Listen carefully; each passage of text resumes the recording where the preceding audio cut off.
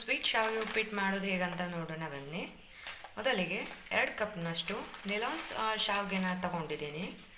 2 cup ಬೇಕಾಗುತ್ತೆ. ನಂತರ ಅರ್ಧ ಕಪ್ಪಷ್ಟು ಈರುಳ್ಳಿ ತಗೊಂಡಿದ್ದೀನಿ. ಇದು 1 ಈರುಳ್ಳಿ, ದೊಡ್ಡದಾದರೆ 1 ಈರುಳ್ಳಿ ಸಾಕು, ಸಣ್ಣದಾದರೆ 2 ಈರುಳ್ಳಿ ಬೇಕಾಗುತ್ತೆ. ಆಮೇಲೆ ಒಂದು ಚಿಕ್ಕದು ಹಸಿಮೆಣಸಿನ್ಕಾಯಿನ ಹೆಚ್ಚಿಟ್ಕೊಂಡಿದ್ದೀನಿ. ಅದು ಖಾರ ಎಷ್ಟು ಬೇಕಂತ ನೀವು ಹಾಕ್ಕೋಬೋದು. ನಾನು ಸಣ್ಣದು 1 ತೊಗೊಂಡಿದ್ದೀನಿ. ಆಮೇಲೆ 2 ಕಪ್ ಶಾವಿಗೆಗೆ ಒಂದು 4 ಸ್ಪೂನಷ್ಟು ಸಕ್ಕರೆನ ತೊಗೊಂಡಿದ್ದೀನಿ. ನೀವು ಜಾಸ್ತಿ ಸ್ವೀಟ್ ಇಷ್ಟಪಡ್ತೀರಿ ಅನ್ನೋರು ಜಾಸ್ತಿ ಸ್ವೀಟ್ ತೊಗೋಬೋದು. ನಾನು ಸ್ವಲ್ಪ ಕಪ್ನಷ್ಟು ಕಾಯಿ ತುರಿ ಹಾಕಿದರೆ ತುಂಬ ಚೆನ್ನಾಗಿರುತ್ತೆ ಟೇಸ್ಟು.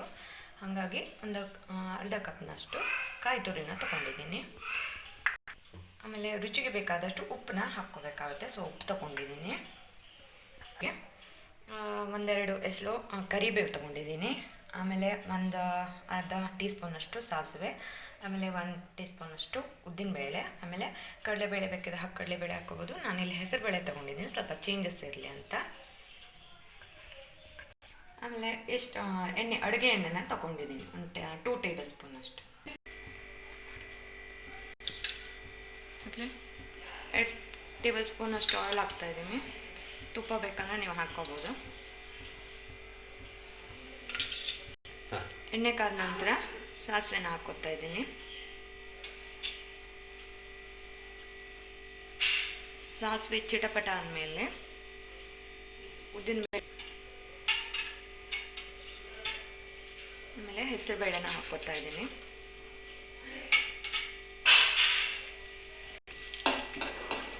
ಹೆಸರುಬೇಳೆ ಮತ್ತು ಉದ್ದಿನಬೇಳೆ ಗೋಲ್ಡನ್ ಬಣ್ಣಕ್ಕೆ ಬಂದಮೇಲೆ ಈರುಳ್ಳಿನ ಸೇರಿಸ್ಕೋಬೇಕಾಗುತ್ತೆ.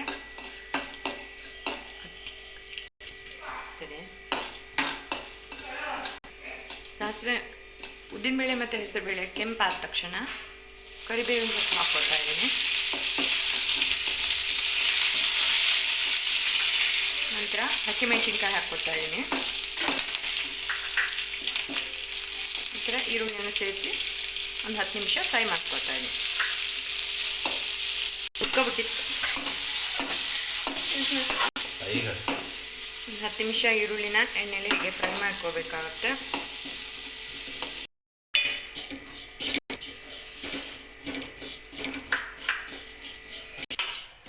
ಕೈ ನೀರು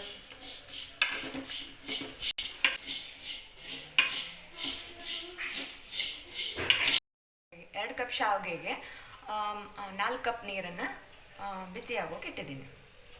ಚೆನ್ನಾಗಿ ಫ್ರೈ ಆದಮೇಲೆ ಇದಕ್ಕೆ ನಾನು ಹುರಿದಿಟ್ಕೊಂಡಿರೋ ಶಾವಿಗೆನ ಆ್ಯಡ್ ಮಾಡ್ತಾಯಿದ್ದೀನಿ.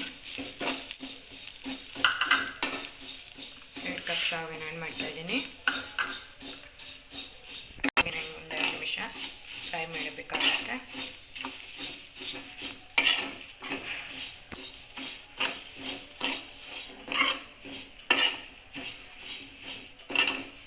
ಕಾಯಿ ತುರಿನ ಸೇರಿಸ್ಕೊತಾ ಇದ್ದೀನಿ. ಫ್ರೈ ಮಾಡ್ಕೋಬೇಕು ಒಂದು 2 ನಿಮಿಷ.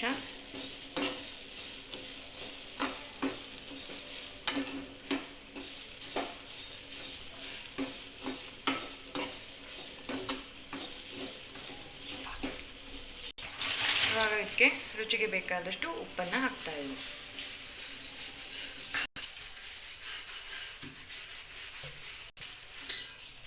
ಬಿಸಿ ನೀರನ್ನ ಆ್ಯಡ್ ಮಾಡ್ಕೊತಾ ಇದ್ದೀನಿ.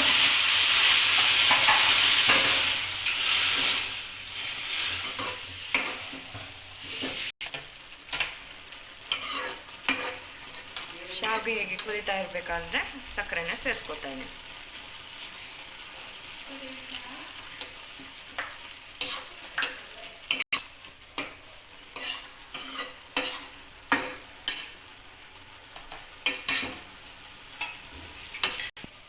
ಈಗ ಇದನ್ನು ಮೀಡಿಯಮ್ ಫ್ಲೇಮಲ್ಲಿ 10 ನಿಮಿಷ ಬೇಯಿಸ್ಕೊಡ್ತಾ ಇದ್ದೀನಿ.